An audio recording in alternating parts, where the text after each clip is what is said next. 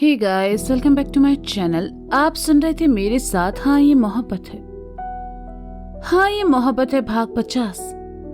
दिलीप चौरसिया के रूप में अक्षत को उम्मीद की एक किरण नजर आई, लेकिन वह उससे मिलता इससे पहले ही दिलीप ने खुद को खत्म कर लिया। अक्षत के हाथ बस निराशा ही लगी। वह समझ नहीं पा रहा था कि ऐसा कौन सा दुश्मन था जो उसे बर्बाद करना चाहता था। अक्षत ने अपना टूटा हुआ फोन उठाया। वो चलने की हालत में बिल्कुल नहीं था, इसलिए अक्षत ने उसे गाड़ी के डैशबोर्ड में डाल दिया और खुद ड्राइवर सीट पर आ बैठा। उस आदमी से बात करने के बाद उसका दिमाग काम नहीं कर रहा था। एक साथ कितनी ही बातें उसके जहन में चल रही थी। एक के बाद एक परेशानियां उसकी जिंदगी में आती जा रही थी, जिन्होंने उसकी तकलीफ को दुगुना कर दिया था। अक्षत ने गाड़ी स्टार्ट की और वहां से निकल गया। सूरज ढल चुका था और रात होने वाली थी। सुबह का भूखा प्यासा अक्षत लगातार बस चले जा रहा था। न उसे अपनी भूख का एहसास था, न ही अपना ख्याल। उसे बस अमायरा के कातिल को ढूंढना था और अपनी बिखरी हुई जिंदगी को समेटना था। शाम का चला अक्षत देर रात घर पहुंचा। उसने घड़ी में वक्त देखा जो कि रात के 2 बजा रहे थे। इस वक्त सब सो रहे थे। अक्षत अंदर चला आया। चलते चलते उसकी निगाहें डाइनिंग टेबल की ओर गई और उसे मीरा की याद आ गई।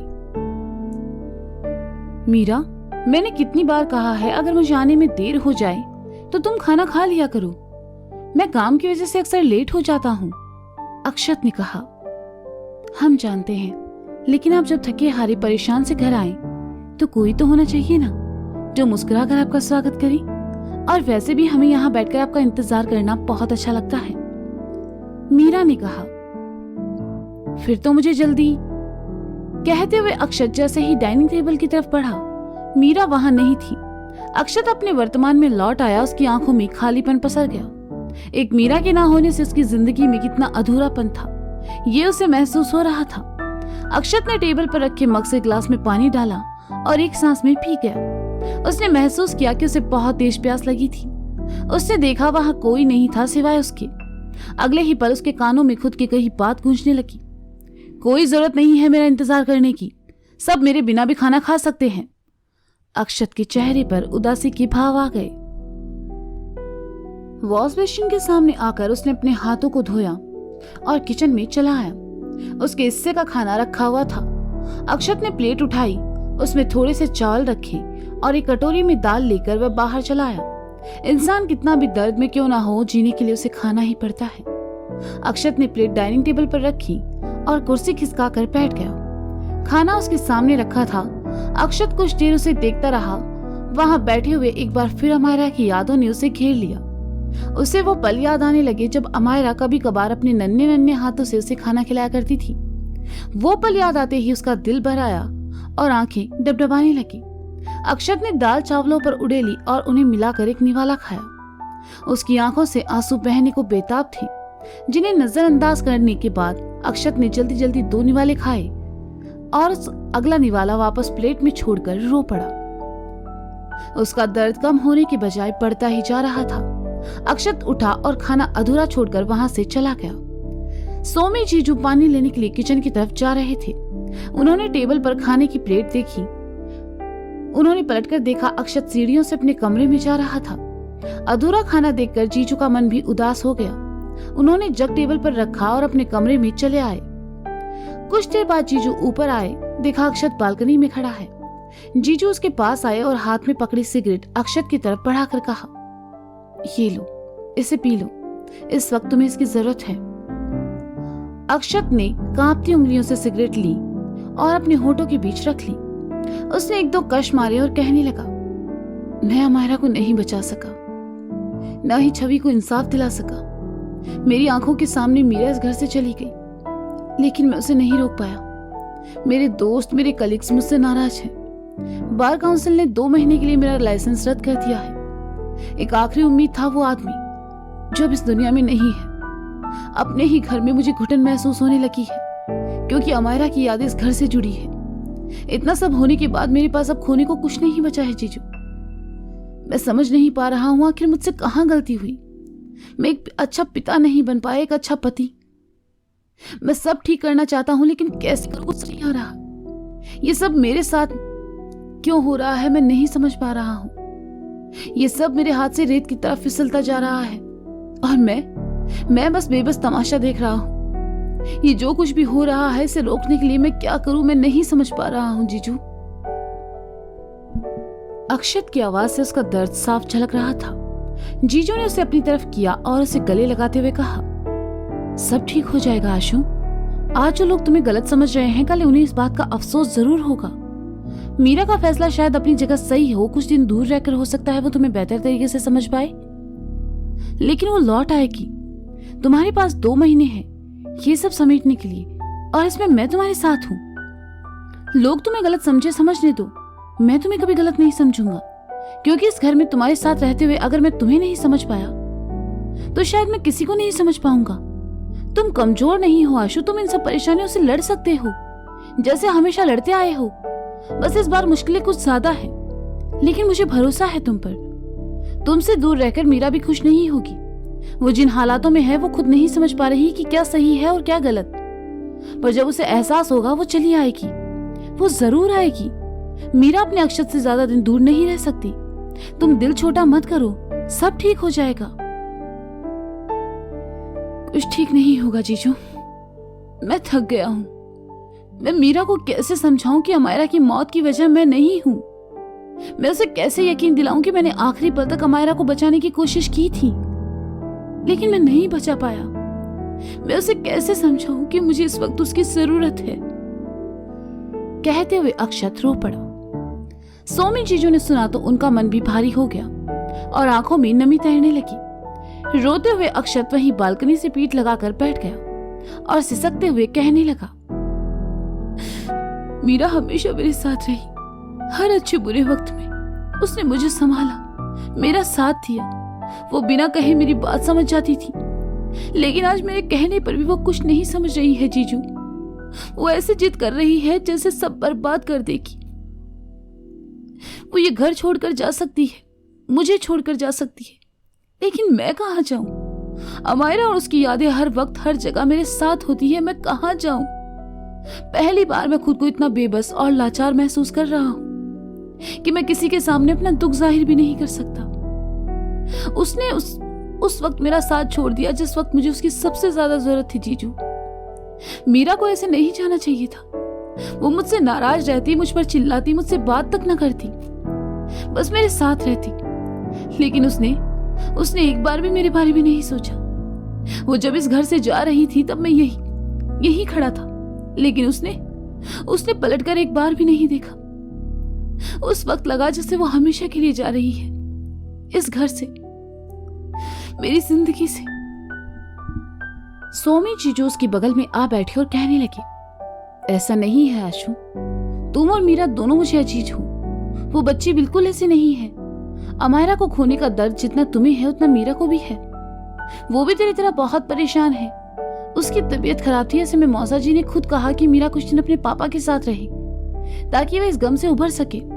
जितनी जरूरत तुझे उसकी है उतनी ही जरूरत उसे तुम्हारी है। तुम दोनों एक दूसरे के सहारे हो। इस घर से जाते हुए उसे भी कितनी ही तकलीफ हुई मैंने देखा था। तुझे उससे थोड़ा वक्त देना चाहिए और उसकी भावनाओं को समझने की कोशिश करनी चाहिए। तुम्हारे साथ हम सब हैं, उसके बाद सिर्फ उसके पापा है। अब बता, ज्यादा अकेला कौन हुआ, तू या मीरा? ये वक्त तुम दोनों की जिंदगी का सबसे बुरा वक्त है जिसे तुम्हें धैर्य के साथ काटना होगा। जल्दबाजी में एक दूसरे के लिए राय बनाकर कोई गलत फैसला मत लो आशु। मीरा ने तुम पर हमेशा भरोसा दिखाया है और तुम्हारे लिए हर बार कठिन परीक्षा दी है, लेकिन इस बार तुम्हारी बारी है। किस्मत एक बार फिर तुम दोनों की मोहब्बत को आजमाना चाहती है और इस बार भी तुम्हें हार नहीं माननी है। तुम अकेले नहीं हो, मैं हमेशा तुम्हारे साथ हूं।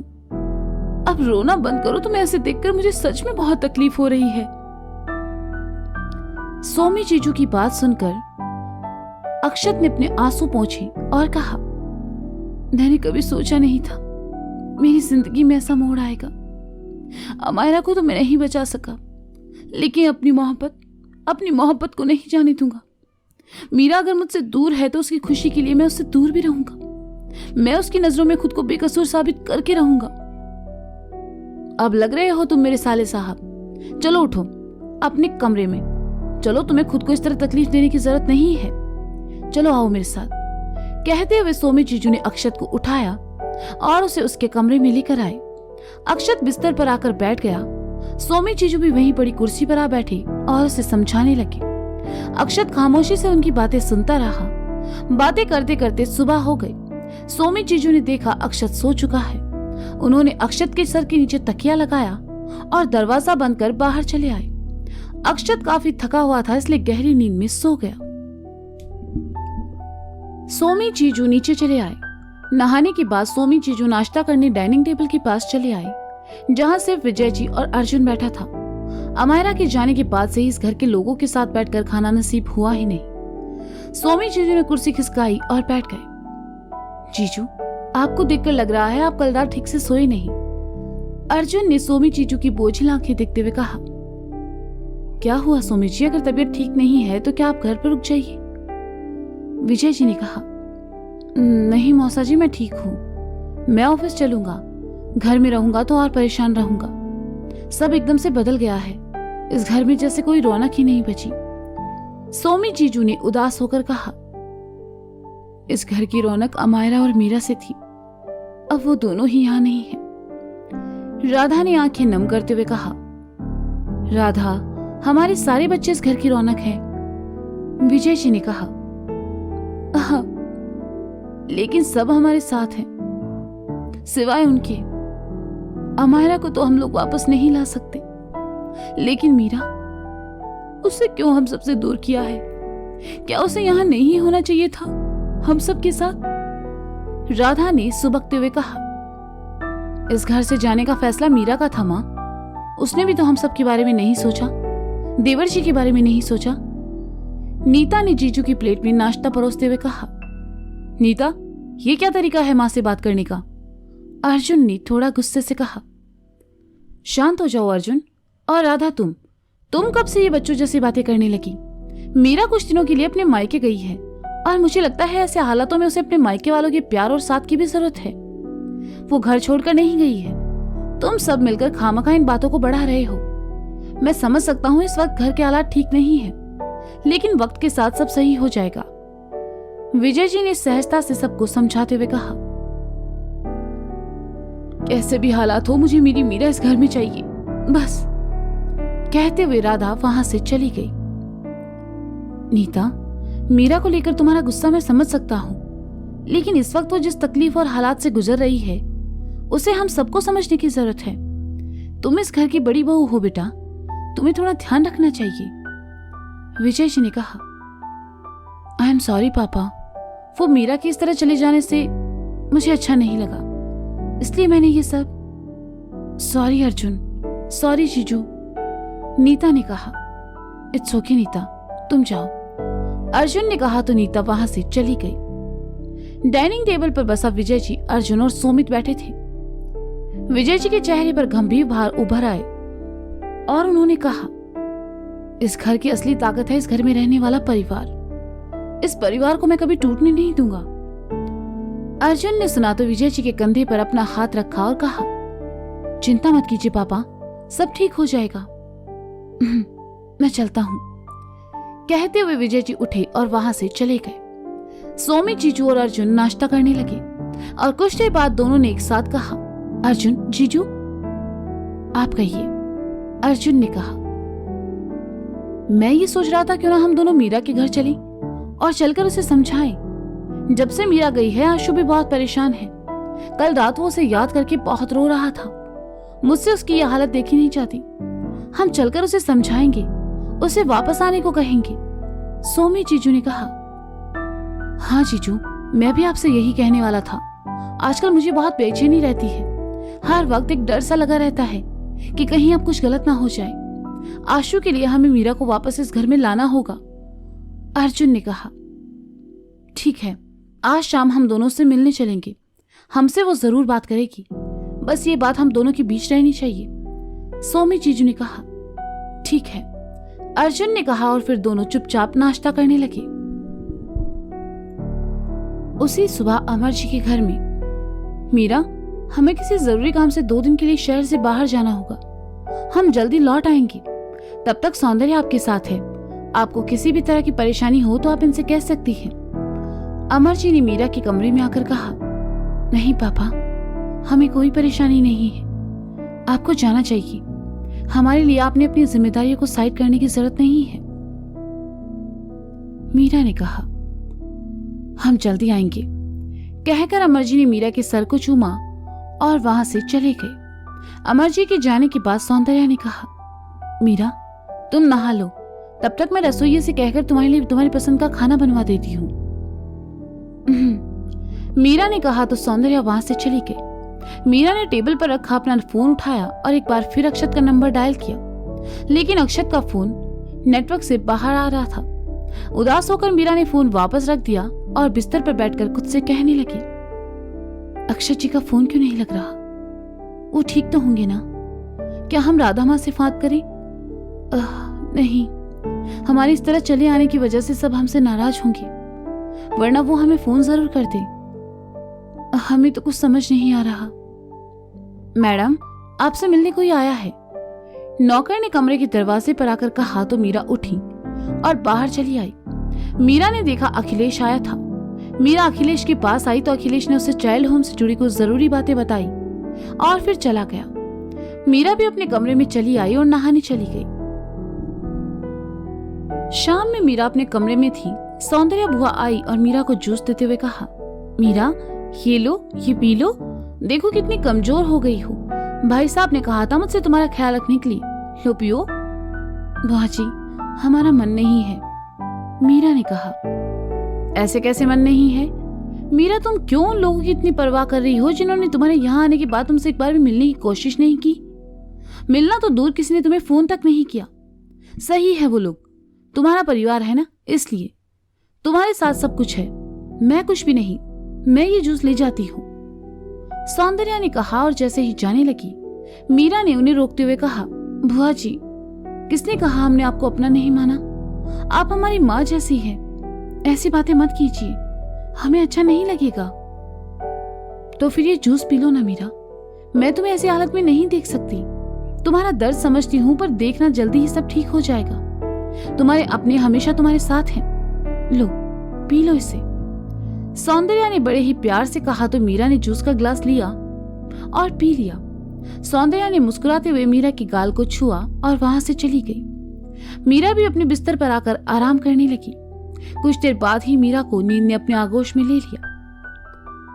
तो दोस्तों, ये था हाँ ये मोहब्बत है भाग 50। इसका अगला भाग आप जल्द ही सुनेंगे मेरे साथ। तब तक के लिए शुक्रिया, बाय बाय, अपना ख्याल रखिए और हाँ सुनते रहें हाँ ये मोहब्बत है मेरे साथ। Bye bye.